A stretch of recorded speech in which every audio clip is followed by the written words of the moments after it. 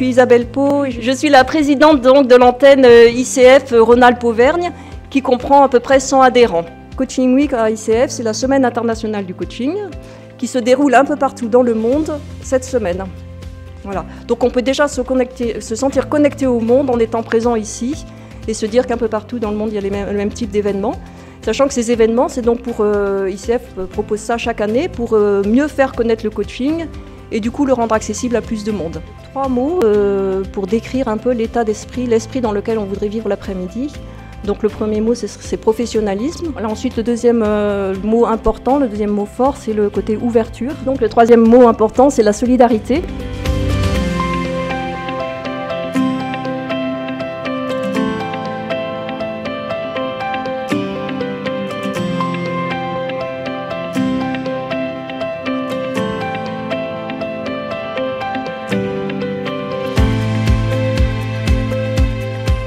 Alors aujourd'hui dans Youn, on essaye de mettre en avant le coaching comme réel levier d'accompagner des personnes étrangères qui arrivent en France pour comprendre ce qui se joue dans l'acculturation qu'elles vivent et ce changement total de repères et ce bouleversement identitaire. Et du coup, le coaching est vraiment un élément qui permet d'avoir un cadre sécurisé et bienveillant pour aller retravailler les fondements identitaires de la personne et aussi qu'elle puisse savoir ce qu'elle veut conserver, ce qui la fonde et ce à quoi elle veut s'ouvrir aussi dans le pays d'accueil. Et c'est vraiment du coup vecteur d'une intégration positive et dynamique en lien avec une terre d'accueil et une personne actrice.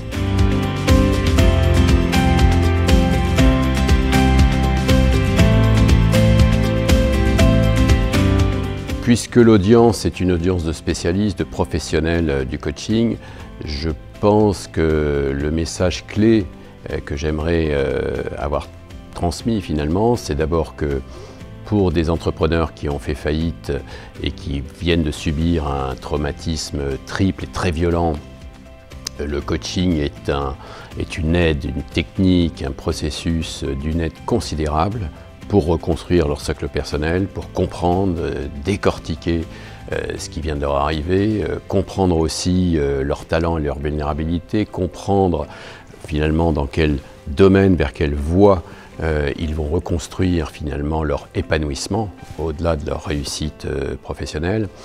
Et puis à quel point finalement toute l'audience, tous ces spécialistes sont absolument cruciaux dans cette reconstruction, mais cruciaux dans la problématique, quelquefois ils peuvent l'oublier, la problématique du monde moderne, du monde contemporain et de nos êtres et physiques et mentaux qui sommes toujours en décalage par rapport finalement à ce que le monde contemporain exige de nous.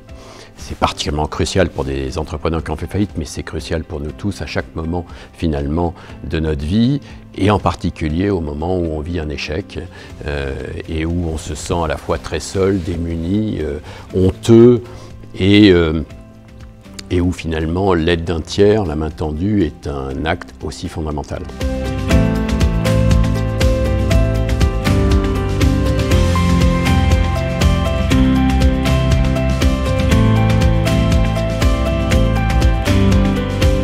Alors, quel message j'aimerais que les participants retiennent de cette journée?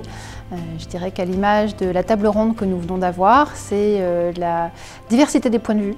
On est passé de la philosophie à l'expérience d'un entrepreneur qui a rebondi en créant une association dédiée au rebond, à l'expérience du handicap et la manière d'aller vers la résilience, une création d'associations aussi pour des personnes qui sont étrangères et en situation en tout cas dans le souhait de rebondir en France professionnellement.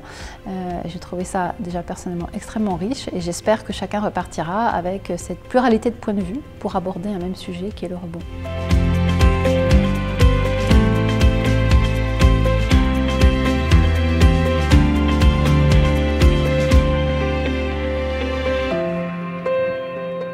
Ce que je souhaiterais retenir de cette journée, c'est la capacité de vie, la capacité d'émerveillement, la capacité d'enthousiasme qu'on peut trouver chez chacun, notamment quand il y a des situations difficiles.